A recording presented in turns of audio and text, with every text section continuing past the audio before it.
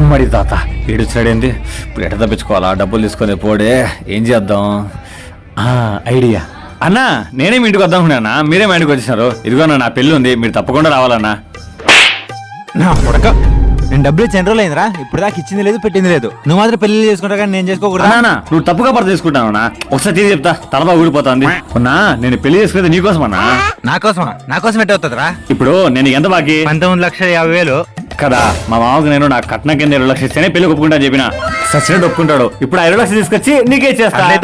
అన్నా ఒక డౌట్, ఇప్పుడు నేను 20 లక్షలు ఇచ్చేసిన, నువ్వు ఎంత పట్టుకుంటా? దాంట్లో నా 19,50,000 పెట్టుకుంటా. నాకు ఎంత ఇవ్వాలి నువ్వు?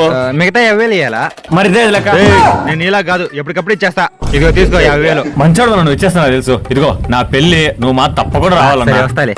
సరే అన్నా. వాడు ఇంకా 20 లక్షలు ఇవ్వలేదు కదా, ఎందుకు 50,000 ఇచ్చా?